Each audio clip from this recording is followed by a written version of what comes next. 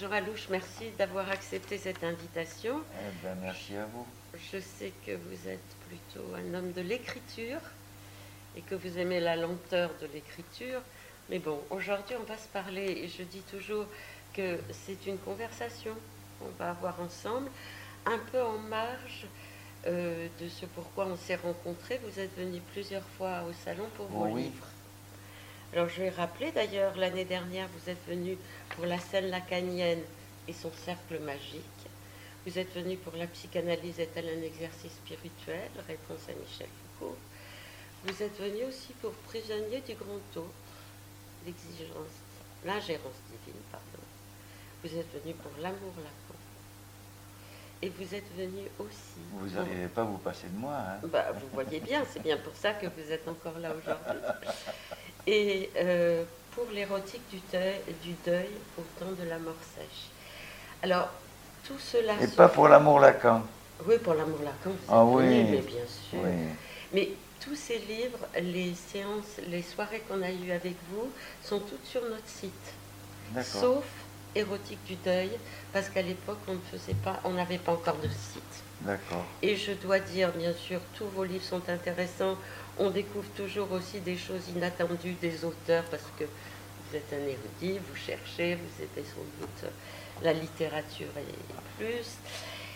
Mais il y a un livre, je pense, qui a fait vraiment, pour les gens aussi qui ne sont pas de l'école lacanienne, qui suivent ça un peu plus de l'extérieur, c'est vrai que votre livre sur l'érotique du deuil a été un événement pour beaucoup de psychanalystes, où vous repreniez quand même la question du deuil un petit peu autrement que Freud. Oui. Et ça a été, je pense, un livre très important. Oui, j'ai été scandalisé à propos de l'idée freudienne de remplacement de l'objet. Voilà, bien sûr. Voilà. Ouais, ça donc, nous a fait réfléchir. Ça n'a pas balayé. Mais travail du deuil, on entend tout le temps maintenant. C'est passé dans le langage commun de tout le monde. Oui. Il faut faire son deuil. Oui, c'était. Le deuil est un travail. Oui. Maintenant, on entend même travail d'amour. Travail d'amour. Oui, c'est Badiou qui promeut ça. Ça, je suis pas encore au courant. Travail d'amour.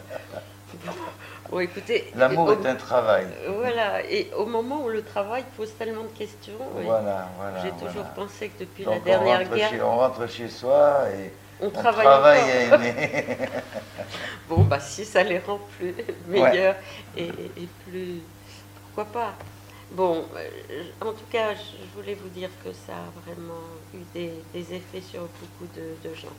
Alors, aujourd'hui, bien sûr, je pensais centrer les choses un peu sur un autre pan de votre travail. D'abord, je voulais rappeler aussi quand même qu'en dehors de vos livres que nous avons reçus, il y a eu Littoral aussi, qui a été une manière pour beaucoup de gens de vous rencontrer. Ça a été très important. C'était juste après l'école. Après Lacan, non? Non, c'était pas après. Il a reçu le premier numéro, Lacan. D'accord. C'était au moment des remous de l'école freudienne liés à la dissolution de cette école. C'est ça, c'était quand même l'époque de la dissolution. Donc moi, je situe toujours ça un peu après, mais effectivement, on a tous découvert ça assez rapidement. Et ça a été aussi un outil de travail pour beaucoup de gens. Mais si vous ouvrez Littoral aujourd'hui, c'est sidérant. C'est sidérant. On a eu une imagination, une fertilité, mais incroyable. C'est frappant. On a sorti la moitié de poulet de Lacan, on a sorti Comment devenir un grand écrivain en 3 jours, qui est un texte qui avait beaucoup plu à Freud. On a sorti... qu'est-ce qu'on a sorti encore? On a sorti plein de trucs amusants comme ça. Oui. C'était incroyable. On était dans un tel désarroi.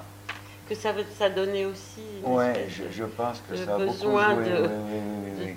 d'imagination, de créativité pour ne pas... Oui, mais Littoral a beaucoup compté, y compris à l'étranger. Oui, j'imagine, tout à fait. bien sûr, bien sûr. Et encore, c'est vraiment des livres qui restent actuels. Enfin, une revue Oui, qui reste actuelle pour voir un peu aussi d'où on vient. Enfin, ce qui s'est passé pendant toutes ces années. oui, Sur des questions principales comme le père, la phobie. Moi, je pensais à ces oui, numéros-là. oh là là, bon. Mhm. Voilà. Et donc, littoral. Et aujourd'hui, j'avais envie de reprendre avec vous. D'ailleurs, vous voyez, j'ai dans les mains le Vous avez ce dernier pavé, oui. numéro que j'ai reçu. Sergio, si tu peux le montrer. Le dernier que j'ai reçu bien avant la sexualité, l'expérience érotique en Grèce ancienne.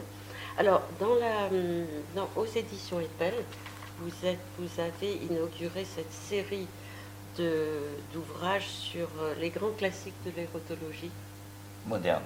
moderne. Oui, merci. Vous pouvez me reprendre. Je dis ça de mémoire. Effectivement, vous avez publié énormément Oui, de choses déjà. aujourd'hui, ça, celui-là est le 25e ouvrage de cette série. Oui, j'ai regardé, oui.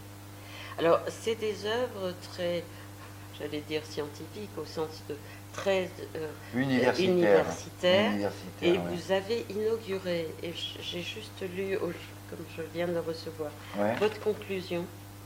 Et effectivement, vous le reprenez là-bas, c'est quelque chose qu'on vous a bien sûr dit, mais que j'aimerais bien reprendre avec vous. Vous avez vraiment initié quelque chose du côté de ces études américaines sur Nord-américaine. pardon, nord-américaine. Oui, il faut être précis. Hein. Oh, ben, j'ai des amis en Amérique latine qui sont pas très contents quand on dit américaine pour dire états-unienne. Bien sûr, ils ont raison. Je suis très franco-française, je voyage pas beaucoup, je suis. Voilà, non, bien sûr nord-américaine, sur tout ce qui était les études gays, lesbiennes, queer. Vous êtes vraiment ceux qui avaient initié cette préoccupation autour de ces questions-là et donc qu'on reprend aujourd'hui. Initié, c'est beaucoup dire, hein. Ah bon. Parce que ça reste En France, en tout quand même cas. en France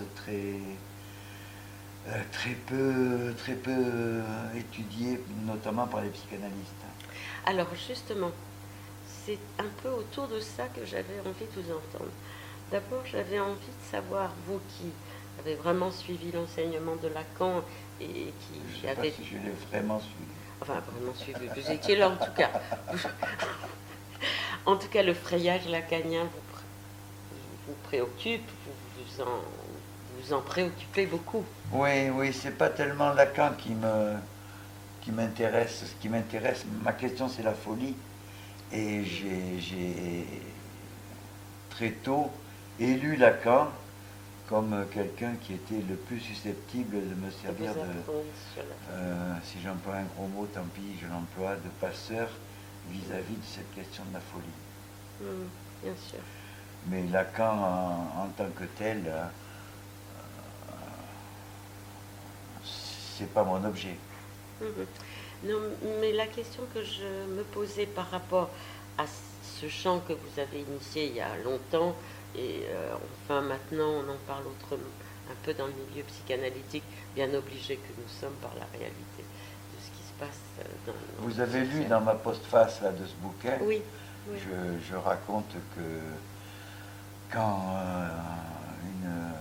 un groupe, une association, une société, une école m'invite à propos de cette série de bouquins, on me dit oh mais c'est très intéressant, c'est très important, mais c'est formidable ce que vous faites là, et puis on s'en fiche. C'est vrai. Oui. Même aujourd'hui. Oui, je pense que l'impact de cette collection est quasi nul. Ça m'étonne un petit peu aujourd'hui. Il y a une époque, je pense, où on était loin de ça. Oui. Et d'ailleurs, j'avais envie de vous entendre. Comment vous diriez, qu'est-ce qui vous a conduit à ça dans le frayage de Lacan? Qu'est-ce que, de ce qu'il il a dit, écrit, vous a donné l'idée qu'il fallait vraiment aller dans cette Oh, c'est direction? pas dans le frayage de Lacan. Il y a une phrase pour moi qui compte beaucoup, c'est une phrase de Gide, donc homosexuel à une époque où c'était pas trop accepté, et il parle à propos de ce que les psychiatres de l'époque disaient de l'homosexualité, il parle d'une intolérable odeur de clinique. Ah oui. Alors ça pour moi c'est une phrase cruciale. Donc dès qu'on parle de ces gens-là, les pervers, parce qu'on les appelle des pervers, mes cheveux se dressent sur ma tête, c'est parce qu'ils m'arrêtent. Voilà, j'ai un nez pour cette intolérable odeur de clinique. Oui, donc vous avez vraiment voulu mettre le projecteur là-dessus. Oui. Et au fond, qu'est-ce que ça a ouvert pour vous, pour nous, enfin, qui vous suivons aussi un peu, quant à la clinique psychanalytique? Ça rentre dans un cadre beaucoup plus large de refus de la nosographie, de refus de la psychopathologie. Voilà. Oui, effectivement, vous le savez mieux que moi, à une époque, on ne pouvait pas être psychanalyste homosexuel, par exemple, des choses comme ça. Oui. On sait bien, mais est-ce que vous ne pensez pas quand même... Ce ne sont pas les psychanalystes qui ont... innové dans ce... Innové, pas du tout, ce qui est quand même grave. Oui, grave. Vous dites effectivement qu'il y aurait deux champs. Il y a deux champs, à mon avis. Vous le diriez comme ça. Oui, les études gays et lesbiennes, puis queer, ont constitué un champ. Il y a un certain nombre de gens qui travaillent sur des thèmes qu'ils ont en partage, et voilà. Il s'est constitué un champ, oui. Notamment les gens qu'on a publiés, qui sont en réseau entre eux. David Alperin, Léo Bersani. Léo Bersani, Pat Califia sur le transgenre, toutes choses qui sont très mal acceptées par les psychanalystes. Vous le dites comme ça, vraiment? Je le dis comme ça, oui. Mais est-ce que ça ne nous vient pas aujourd'hui de toute façon par l'extérieur, par le social? Je veux dire, la clinique ONA, par exemple, avec des jeunes, ils nous obligent quand même à nous poser toutes ces questions. Moi, j'ai vu une jeune fille de 14 ans pour qui tout ça est qui était dans un collège, qui est normal, et qui me disait que dans sa classe, il y avait des trans, des homos, des lesbiennes, qu'elle ne l'était pas, qu'elle avait une amie qui est devenue un ami. Bon, j'ai bien compris qu'il avait changé de genre. Ouais. Il me semble que ça ne nous est pas complètement étranger. Mais on n'en a pas pris la mesure, peut-être, dans notre clinique, je ne sais pas. Mais... À partir du moment où on épinglait quelqu'un comme un pervers, c'était fichu. C'était fichu, on se bouchait les oreilles. Avec un diagnostic, on se bouche les oreilles. Évidemment, on lève haut le drapeau de l'écoute qui est maintenant, comme vous dites, dans le social. Orange vous écoute, Avis qui est à votre écoute, etc. Les voitures. Voilà. Oui. C'est difficile, on est dans une période de mutation. On n'a pas pris la mesure peut-être encore de tout ça. Moi, je suis peut-être moins sévère. Ça aurait dû naître de l'intérieur du champ freudien, ces questions. Et au lieu de ça, c'est arrivé de l'extérieur. Et ça, c'est quand même un signe pas très bon concernant la vivacité des Voilà, la analystes. vivacité des analystes, voilà, exactement. Oui, oui, oui. Oui, je pense que les très jeunes analystes aujourd'hui, ceux qui sont encore analystes, retrouvent peut-être une certaine vivacité. C'est l'impression que ça me donne d'en entendre certains, oui, heureusement. Soit. Oui, alors, mais dites-moi quand même de l'expérience justement que vous avez de ces études-là, qu'est-ce que ça vous a apporté? Bon, la question de la perversion, j'entends bien, le diagnostic aussi, je crois quand même que beaucoup d'analystes sont d'accord, à part que bon, la question de la structure, on tombe un peu sur les mêmes questions pour certains. Oui, on ne peut pas dire les choses comme ça. On dit structure pour pas dire diagnostic, mais bon, c'est un mot qui cache un problème. On finit par. J'emploie très peu le mot structure. Je ne sais pas si vous l'avez observé, vu, oui. Mais dans mes écrits, structure, il n'y a pas trop. Oui, d'ailleurs, dans votre dernier livre, c'était une écriture très. Vous êtes quelqu'un qui articulait beaucoup les choses, mais c'est pas une écriture, comme on dit, lacanienne, complexe, théoriquement. C'est surtout dans votre dernier livre, ça m'a frappé quand même. Ben, complexe théoriquement, c'est une manière d'embrouiller les choses, quoi. C'est-à-dire, il y a une manière, dans certains groupes, de parler le lacanien, tel qu'on ne sait pas ce qu'on dit, on ne sait pas ce qu'on écrit, mais on a la petite légion d'honneur lacanienne. Oui, c'est vrai. Lacan a fourni à un certain nombre de ses élèves, entre guillemets, une sorte de vocabulaire. Si vous dites nom du père, si vous dites forclusion, si vous dites signifiant, si vous dites grand autre, si vous dites un certain nombre de termes comme ça, et bien voilà, vous êtes épinglé lacanien.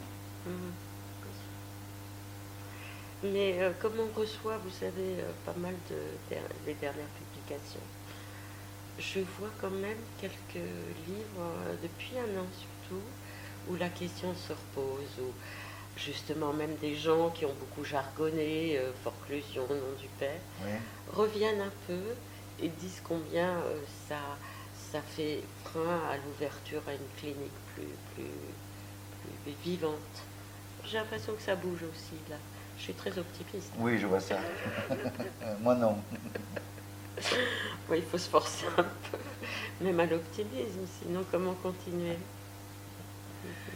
Non, quand je regarde ce qui a suivi la mort de Lacan, je ne suis pas particulièrement ravi. Oui, à la fois oui et non. Je vais vous dire comment moi je perçois ça. Ceux qui sont arrivés, si vous voulez, qui n'ont pas été directement à l'école freudienne, mais bon, qui ont suivi, moi j'ai suivi les présentations de malades, j'allais pas au séminaire de Lacan. J'ai trouvé quand même que, si vous voulez, on a eu une possibilité après, avec l'ouverture de différents groupes, de naviguer, de faire ses choix, de trouver ses directions qui n'étaient pas inintéressantes. Bon. Voilà. La preuve, c'est que je ne suis pas à l'école lacanienne, mais on a connu vos travaux, on vous rencontre. C'est pas mal non plus. Peut-être que ça nous a... Du coup, on n'a pas assez approfondi certaines choses, c'est possible. Mais en même temps, ça nous a permis de tenir comme analyste dans un moment difficile. Peut-être. Cette diversité, il y a lieu de l'interroger. Vous avez raison, bien sûr. Les gens ont laissé de côté, par exemple, l'école. L'école a été abandonnée, sont des associations, sont des cercles. Tout à fait. Vous tenez à l'école. Oui. Redites-nous un peu qu'est-ce qu'il y a pour vous d'essentiel dans l'école? Que ça s'appelle école et pas association, cercle, groupement divers, fédération. Oui. Ce qu'il y a d'essentiel, c'est la possibilité d'interroger la didactique. Parce que maintenant, qu'est-ce qui se passe? Je vois la plupart des gens s'installent comme ça parce qu'ils ont tout un réseau autour d'eux, parce qu'ils ont un diplôme de psychiatrie ou de psychologue clinicien. Ils n'ont pas besoin ni d'école, ni même de groupe. Et en quoi, dans une école, excusez-moi, je pousse Ouais. un peu pour que ça soit clair, en quoi, dans une école, on interroge autrement la didactique que, par exemple, dans les groupes où la passe existe? La passe n'existe pas dans les groupes. On dit qu'elle existe. Ah bon? On a repris la passe, mais justement, si on prend la passe sans l'école, c'est plus la passe. Oui. La passe était pensée comme une manière d'interroger l'école par Lacan. Et donc voilà, on a imaginé toutes sortes de passes, on a imaginé Oui. toutes sortes de dispositifs qui n'ont Passe rien. en réseau, il y a eu la passe en réseau là où les institutions, vous savez, plusieurs institutions. Oui, mais c'est réseau. aberrant. Ça contrevient à ce dont il s'agit dans l'expérience de la passe. D'accord. Donc au fond, l'expérience de la passe, c'était aussi interroger à travers le sujet l'institution, Oui, l'école. c'était pensé par Lacan comme ça. Absolument. Vous savez, à un moment donné, dans un des derniers séminaires, il dit auquel de mes AE, analystes de l'école, donc les caciques, auquel de mes AE proposerais-je aujourd'hui de se présenter à la Pasque? C'est presque textuellement. Je ne sais pas, j'aurais été un vieux de l'école freudienne concerné par cette proposition, je me serais levé, je serais parti. En fait, il s'était constitué des sortes de chefferies qu'on retrouve aujourd'hui, bien sûr, dans l'école freudienne. Il y avait des notables. Voilà. Et vous croyez qu'aujourd'hui, ça existe encore? Oh bah, bien sûr, aujourd'hui ça existe encore. Oui, oui, oui. Mais, oui, non, on connaît bien les lieux où il y a une certaine chefferie. Mais dans d'autres groupes, je ne sais plus vraiment. Il n'y a pas une pensée qui fait que ça rassemble. Non, ben tant mieux, tant mieux. Oui. Oui. Et, justement, si vous voulez, pour revenir à cette histoire d'école, oui, c'est aussi un pari, un parti pris de doctrine. C'est-à-dire, on a pensé l'école lacanienne comme ça. Oui. C'est-à-dire, on s'est rendu compte avec Littoral, justement, Oui. de l'embrouille qu'avait représenté, initié par Lacan, l'idée d'un retour à Freud. Oui. On s'est rendu compte que Lacan n'était freudien ni au début, au moment de la thèse, au moment où il propose son stade du miroir. Le moi du miroir n'est pas le moi de Freud. Et à la fin, où il dit que Freud n'a rien compris à l'inconscient, ou des choses comme ça. Donc Freud n'est pas une référence de part en part pour Lacan. Oui, il est parti quand même de Freud. Non, il n'est pas parti de Freud. Il est parti d'où alors? Ben voilà, vous voyez, vous êtes encore prise dans cette nécessité. Dans cette illusion. Illusion et nécessité sans doute pour Ixelles. Il est parti d'où alors? Il la est folie. parti de la paranoïa, oui. Mais il avait lu Freud quand même. Oh ben, si vous relisez sa thèse, vous verrez que ses positions ne sont pas freudiennes. C'est possible, mais on peut avoir lu sans penser du tout la même chose. Enfin, j'entends bien que vous essayez de faire entendre quelque chose en quoi il était ailleurs, autrement, pour entendre ce que Lacan a. Si vous voulez, il lance son retour à Freud en 1955, après avoir inventé symbolique imaginaire réel.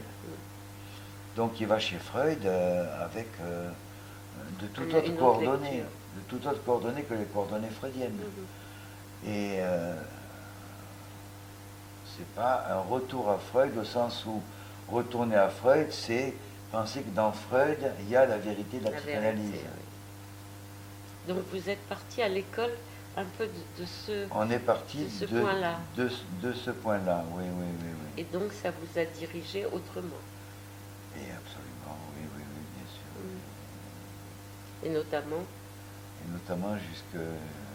c'est tout ce qui concerne l'érotologie. Oui. D'ailleurs, il y a un de vos livres aussi qui s'appelle Érotologie Passage. Oui. Je croyais d'ailleurs qu'on vous avait invité pour celui-là. Apparemment non. Mais on l'a quand même lu sans doute. Érotologie, c'est un terme que j'ai chopé chez Lacan, avec lequel il caractérisait l'exercice analytique et qui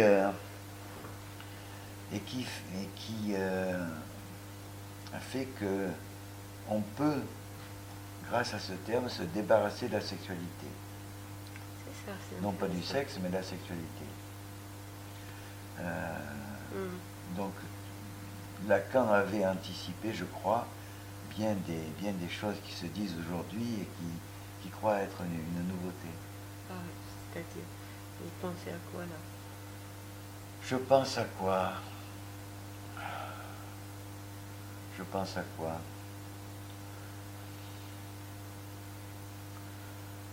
Je sais pas, il y a des choses dont je ne souhaite pas parler, sur lesquelles je ne souhaite pas me prononcer aujourd'hui.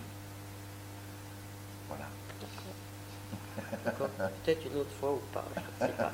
Non, mais on va reprendre peut-être la question de la sexualité. Effectivement, c'est intéressant, enfin un peu. Ben voilà, vous avez. Voilà, ça paraît pas si évident que ça de considérer que la sexualité c'est une invention relativement récente. Oui, ça c'est Foucault qui l'a mis au jour. Oui, bien sûr. Vous insistez là-dessus et que c'est une construction. Oui. Voilà, oui.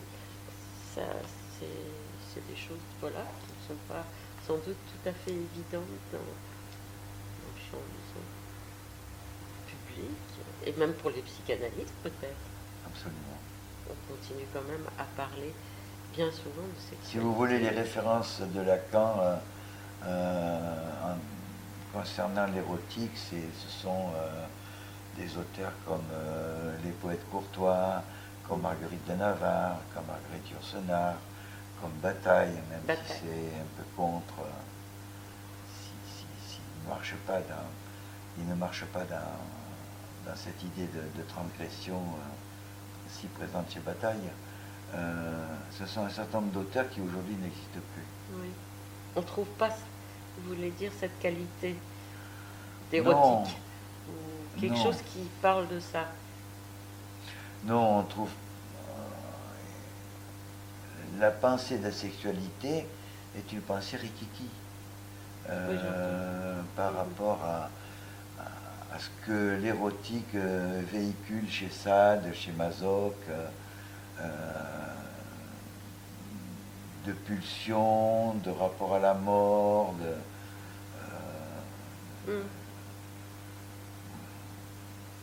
d'intensification de la jouissance, de choses comme ça. La sexualité, c'est devenu une affaire d'identité, c'est devenu une affaire qui concerne les sexologues et pas les psychanalystes. bien souvent. Oui, je connais, je dois vous avouer que je lis pas les Mais sexologues. je les lis pas non plus, mais je... Non, non, je les lis pas non plus, mais je vois que j'ai des patients qui vont voir des sexologues. Ou des gens qui ont été voir des sexologues et puis qui viennent finalement... Moi, je connais même un psychanalyste qui est devenu sexologue. Ah bon, ah bon. Oui, oui. Ah, quelqu'un qui avait pignon sur rue, hein, et qui maintenant, je le vois dans des magazines de sexologue. D'accord. Non, non, on est dans la mécanique.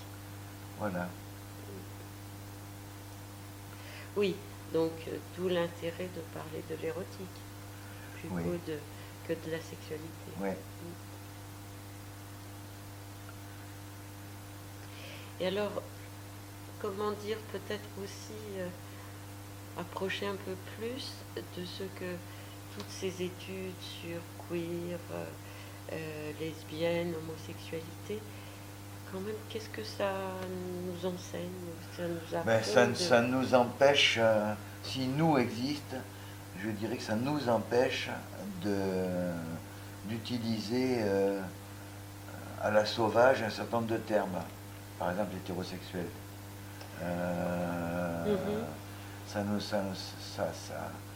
Ça déplace le curseur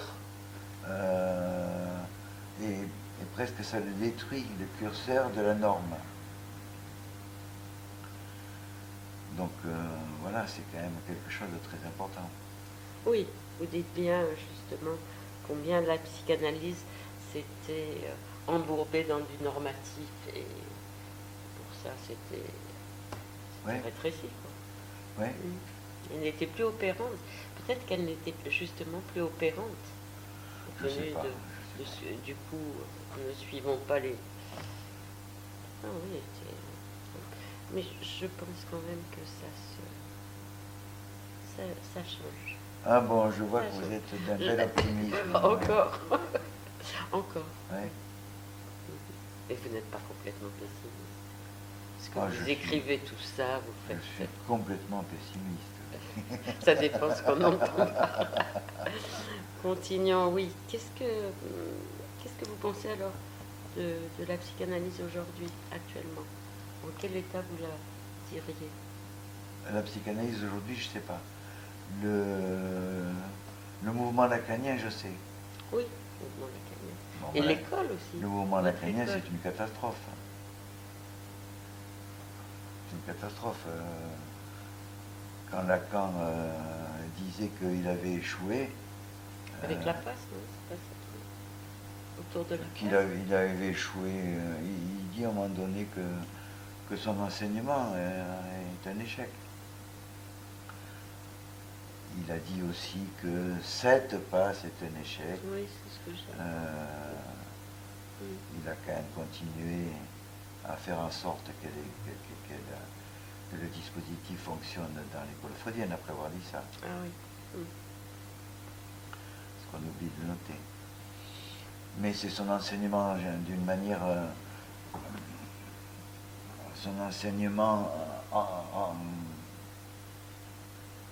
pris dans son ensemble qui est un échec.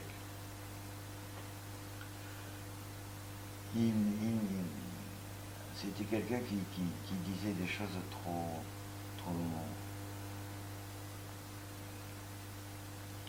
inadmissibles. Ça marche pas, ça n'a pas marché. Vous voulez dire que...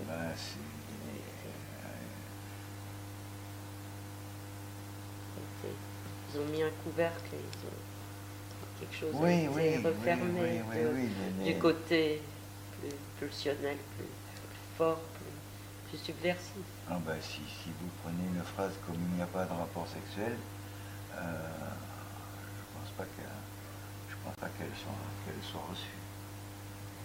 On l'entend beaucoup circuler. Je ne sais pas si c'est pour ça qu'on en les entend énoncés circulent. Voilà, les énoncés circulent beaucoup. Mais de là à toucher... En prendre la mesure. Oui, c'est autre chose. Ouais. Et alors vous, à l'école, comment vous vous débrouillez? Parce que vous êtes quand même lacanien. On est lacanien, je ne sais pas si on est lacanien, j'en suis pas sûr. Vous êtes quoi alors? Définissez-vous. Oui. Ben justement, si être lacanien, c'est ne pas tant que ça se définir. Voilà. C'est une autre forme de la transmission que vous avez tenté de faire, de votre héritage lacanien. L'héritage, il est allé ailleurs.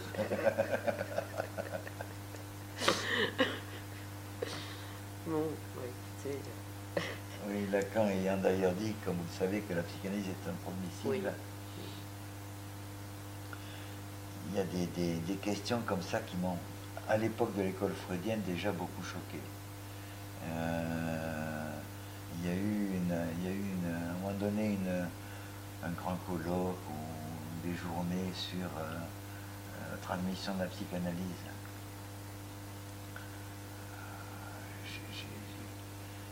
À l'époque,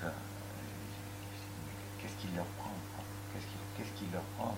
C'est-à-dire à ceux qui, dans l'école freudienne, avaient promu cette journée. Moi, j'ai aucun souci de transmission. Ça se fait tout seul. Oui. On travaille les questions, on les déplie, on les précise, on les discute. Et puis, s'il y a de la transmission, il y a la transmission. S'il n'y en a pas, il n'y en a pas. Oui, ça se passe. Mais on n'a pas un peu à notre insu. un souci de transmettre, c'est un souci que je trouve éminemment suspect. Mais donc, à l'école lacanienne, est-ce que vous parlez d'enseignement? Oui. Oh là là, au tout début, au moment où on a fondé cette école, il y a quelqu'un qui a voulu être responsable de l'enseignement. Et qui est donc parti quand on lui dit non.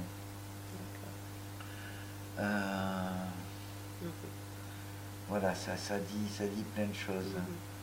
Oui, finalement, ce que ça fait entendre, c'est que vous êtes centré sur des questions qui vous intéressaient, qui vous paraissaient importantes, en laissant tomber un peu tout ce que portent d'autres institutions, sur enseignement, transmission.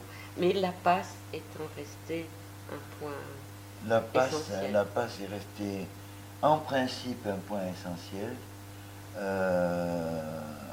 Et en même temps, on a rencontré d'énormes difficultés. Ah oui, quand même. Mais je n'ai pas fait la passe, donc j'ai été au cercle freudien, il n'y avait pas la passe, il y avait un autre dispositif, et sans doute qui n'a d'ailleurs pas bien fonctionné, auquel je m'étais livrée d'ailleurs, et que moi je trouvais intéressant. Enfin, peu importe. Ouais. Donc, quels sont les problèmes que vous avez rencontrés autour de ça? Des problèmes géographiques. On a pris par rapport à la proposition de 67, on s'est rendu compte qu'on ne pouvait pas la reconduire comme ça. Donc il fallait réécrire cette proposition de façon à ce qu'elle fonctionne. Et donc là, on a pris une décision que je trouve formidable. C'est-à-dire qu'on a dit on a déclaré que quelqu'un de l'école, qui était membre de l'école, pouvait désigner des passeurs. Et que de ce fait-là, il se trouvait inscrit dans une communauté des gens qui avaient nommé des passeurs, qui formaient une communauté à l'intérieur de cette école. Oui. De ceux qui nomment les passeurs. Ceux qui nomment les passeurs. Sans aucune... Sans critère. Sans critère. Sans critère. C'était laissé au jugement de chacun. Eh bien, voilà, on a eu des moments qui étaient au Mexique, en Argentine, et donc la réunion de cette communauté C'était difficile voilà, géographiquement, voilà. mais en même temps, comme ça faisait pas trop de. Ils se voyaient pas trop souvent, quoi. Oh, c'était pas. La question n'était pas qu'ils se voient trop souvent ou pas, la question c'était qu'ils se retrouvent et que parmi eux soit choisi un jury qui allait nommer à eux le passant. Qui allait nommer le passant. Oui, oui. Oui, donc, et on est nommé à quoi? On devient quoi quand on est Analyste nommé? de l'école. Analyste de l'école. Et donc il y a eu quelques nominations, très très peu. Ah oui. Ouais. Mais c'est les passants devant aussi, les passeurs devant aussi prendre l'avion pour se rencontrer. Voilà. La géographie a beaucoup écrasé le dispositif qu'on avait imaginé. Mais dites-moi quand même, ces nommés, quelle est leur fonction dans l'école particulière? Aucune. Rien ne leur est demandé par l'école. Ils peuvent initier des choses. Ah ben n'importe qui dans cette école peut initier. Bien sûr. Oui. Mais j'essaye de comprendre quand même quelle place particulière ça leur, la donne. place qu'ils prendront. On ne préjuge pas.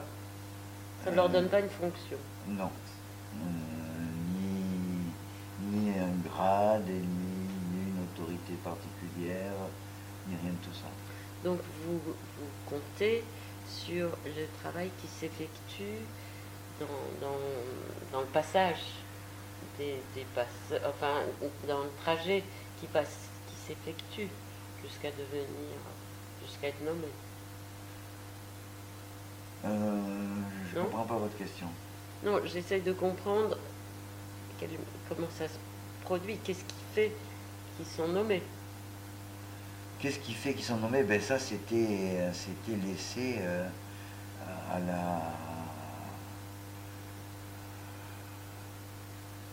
la décision du jury, qui était recueilli parmi cette communauté de nommants. Oui, c'est un dispositif quand même assez complexe. C'est un dispositif complexe qu'il a fallu préciser au fur et à mesure. Oui. Mais ça n'a pas été simple. Inventé dans le fonctionnement aussi, un peu, j'imagine. Oui. Donc, en quoi, vous qui connaissiez l'école freudienne, en quoi ça diffère de l'école freudienne? La différence était que dans l'école lacanienne, au départ, il n'y avait pas d'AE. Ah oui, c'est ça. Ni d'AME, ni rien de tout ça. C'est-à-dire que les gens qui ont fondé cette école lacanienne ont laissé leur titre. Moi, par exemple, dans l'école lacanienne, je n'étais pas à eux, alors que j'avais été à eux dans l'école freudienne. Donc on a laissé se dissoudre, en même temps que la dissolution de l'école freudienne, les titres. Les titres. Voilà, les titres sont petits. On entend bien que c'est une école où vous travaillez beaucoup, au sens de il y a une dynamique interne qui a l'air... Il y a des tensions internes, il n'y a pas de pensée unique, il n'y a pas un seul et unique qui donne de là comme ailleurs. Voilà. Oui, d'ailleurs nous avons reçu plusieurs personnes de l'école, on a reçu Sousse 2 fois, des bien intéressants, bien sûr très souvent le Goffet. Ouais. On avait reçu aussi quelqu'un malheureusement qui est décédé, qui nous avait parlé de la passe. Ah. Rappelez-moi son nom. Il a été président, il me semble.